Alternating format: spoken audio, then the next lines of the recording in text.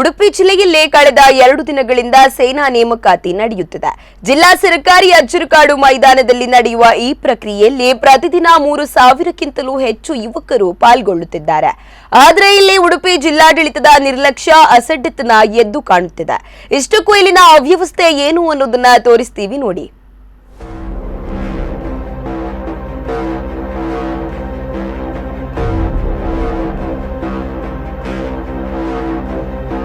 ಹೀಗೆ ಬೀದಿಯಲ್ಲಿ ಮಲಗಿರುವ ಇವರ್ಯಾರು ನಿರ್ಗತಿಕರಲ್ಲ. ಬದಲಾಗಿ ದೇಶ ರಕ್ಷಣೆಯ ತುಡಿತದಿಂದ ಸೇನೆಗೆ ಸೇರಲು ಇಚ್ಛಿಸುವ ಯುವಕರು ಅಂದ್ರೆ ನೀವು ನಂಬಲೇಬೇಕು.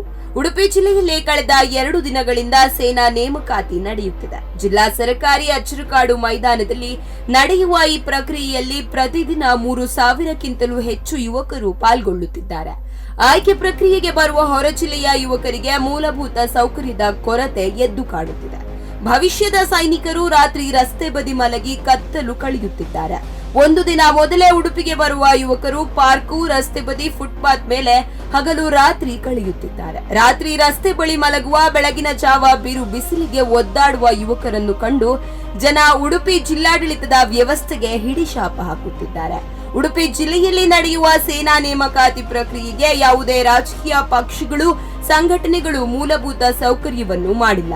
ಮಾತೆತ್ತಿದರೆ ದೇಶ, ಸೈನಿಕರು ಎಂದು ಉದ್ದುದ್ದ ಭಾಷಣ ಬಿಗಿಯುವವರು ಎಲ್ಲವನ್ನು ನೋಡಿಯೂ ನೋಡದೆಯೋ ಸುಮ್ಮನಿದ್ದಾರೆ.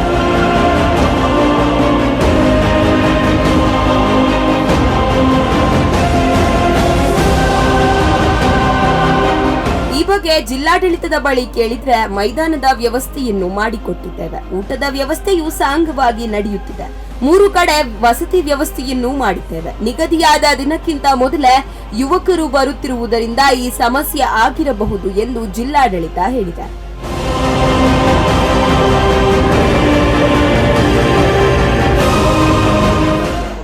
ಉಡುಪಿಯಲ್ಲಿ ಸೇನೆಯ ನೇಮಕಾತಿ ಪ್ರಕ್ರಿಯೆಗಳು ನಡೀತಾ ಇದೆ.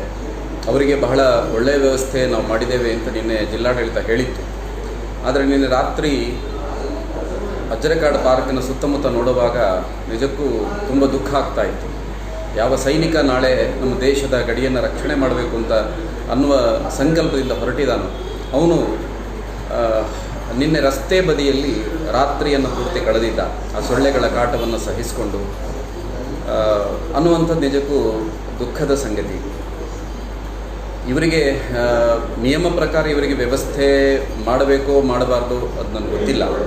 ಆದರೆ ಇಲ್ಲಿ ನಿಯಮ ಪ್ರಕಾರವೇ ಅವರಿಗೆ ಮಾಡಬೇಕು ಅನ್ನುವಂಥದ್ದು ಸರಿಯಲ್ಲ. ಯಾಕೆ ಅಂತಂದರೆ ಇವರು ನಮ್ಮ ಹಾಗೆ ನಿಮ್ಮ ಹಾಗೆ ಹೆಂಡತಿ ಮಕ್ಕಳ ಜೊತೆ ಸುಖವಾಗಿರಬೇಕು ಅನ್ನುವಂಥ ಜೀವನವನ್ನು ಆಯ್ಕೆ ಮಾಡಿಕೊಂಡವರಲ್ಲ.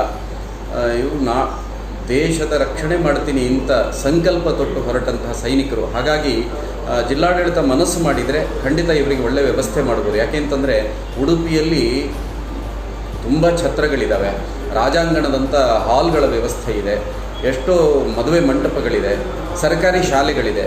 ಇಲ್ಲೆಲ್ಲ ಜಿಲ್ಲಾಧಿಕಾರಿ ಹೇಳಿದರೆ ಕ್ಷಣ ಮಾತ್ರದಲ್ಲಿ ಅವರಿಗೆ ಮಲಗುವ ವ್ಯವಸ್ಥೆ ಆಗುತ್ತೆ. ಬಹುಶಃ ಇಲ್ಲಿ ಇಚ್ಛಾಶಕ್ತಿಯ ಕೊರತೆ ತುಂಬ ಕಾಣ್ತಾ ಇದೆ ಅಂತ ನನಗನ್ಸುತ್ತೆ.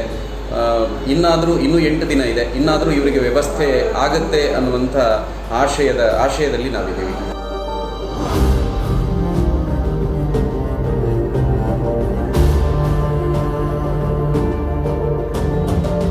ಧಾರ್ಮಿಕ, ಸಾರ್ವಜನಿಕ, ರಾಜಕೀಯ ಕಾರ್ಯಕ್ರಮಗಳನ್ನು ಉಡುಪಿಯಲ್ಲಿ ವ್ಯವಸ್ಥಿತವಾಗಿ ನಡೆಸಲಾಗುತ್ತದೆ.